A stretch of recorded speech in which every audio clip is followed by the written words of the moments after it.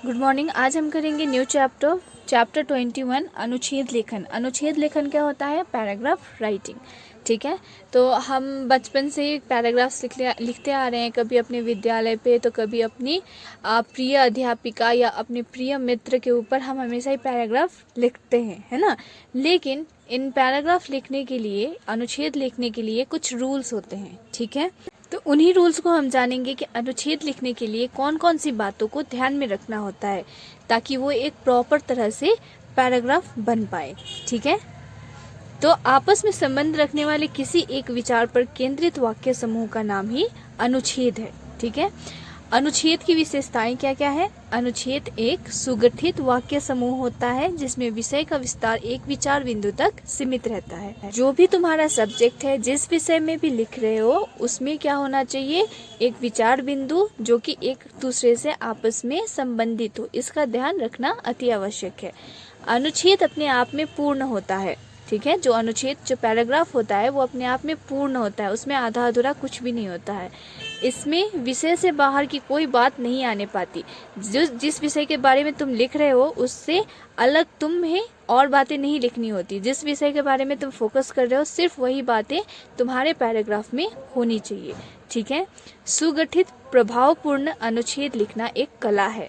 तो जब पैराग्राफ हम लिखते हैं तो इस पैराग्राफ को लिखना भी एक कला है, ये एक आर्ट है जिसको अच्छी तरह से लिखने के लिए भी एक क्या चाहिए होता है? आर्ट चाहिए होता है। ठीक है, अनुच्छेद लेखन में ध्यान रखने योग्य क्या बातें हैं? अनुच्छेद लिखते समय निम्नलिखित मुख्य बातों को ध्यान में रखना चाहिए। जैसे अनुच्छेद का आरंभ सीधा विषय से संबंधित होना चाहिए। ठीक है, जो भी विषय आपको दिया गया है, जो भी टॉपिक दिया गया है उससे संबंधित, रिलेटेड होना चाहिए। ठीक है, अनुच्छेद के वाक्य छोटे और आपस में विषय अनुसार जुड़े होने चाहिए। तो जो भी तुम लिख रहे हो, जो वाक्य होते हैं, जो सेंटेंसेस होते हैं, वो छोटे छोटे होने चाहिए और एक दूसरे से जुड़े होते हैं। ये नहीं कि तुमको मित्र के बारे में लिखने के लिए बोला गया है तो तुम अपने मित्र के बारे में या उनके पेरेंट्स के बारे में ये सारी बातें लिखना स्टार्ट कर दो। ठीक है, तो विषय अनुसार एक दूसरे से संबंधित और जुड़े हुए होने चाहिए। ठीक है, इसको हम एक एग्जाम्पल के थ्रू जानेंगे। जैसे हमारा विषय है जल ही जीवन है, तो देखो पैराग्राफ कैसे लिखा गया है। जल ही जीवन का आधार है। मनुष्य बिना भोजन के कुछ दिन, बिना जल के कुछ घंटे और बिना वायु के कुछ मिनटों तक जीवित रह सकता है। मनुष्य के जीवन में जल का विशेष महत्व है। हमारे शरीर का लगभग 2/3 भाग जल का ही होता है। जल के अनेक उपयोग हैं। हमारे शरीर के साथ साथ इसकी घरेलू कामों, उद्योगों और कृषि कार्यों में विशेष भूमिका होती है। जल अपने आप में एक पोषक पदार्थ है, साथ ही यह अनेक पोषक तत्वों का वाहक भी है। नदियाँ, झरने, वर्षा जल के प्राकृतिक स्रोत हैं। जल प्रदूषित ना हो इसके लिए हम सभी को सचेत और जागरूक रहना चाहिए। प्रदूषित जल में अनेक प्रकार के जीवाणु होते हैं जो प्रत्यक्ष या परोक्ष रूप में अनेक शारीरिक रूपों के कारण बनते हैं। जल को प्रदूषित होने से बचाने के साथ साथ जल का कभी अपव्यय नहीं करना चाहिए। जल की एक एक बूंद कीमती होती है। जल की उपयोगिता को ध्यान में रखते हुए जल को स्वच्छ रखना और उसके दुरुपयोग को रोकना हम सभी का नैतिक कर्तव्य है। और दूसरा पैराग्राफ भी देखते हैं। विषय है किसान।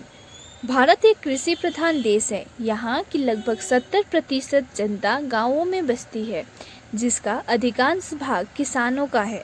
किसान समाज की रीढ़ होता है, वही हमारा अन्नदाता भी है।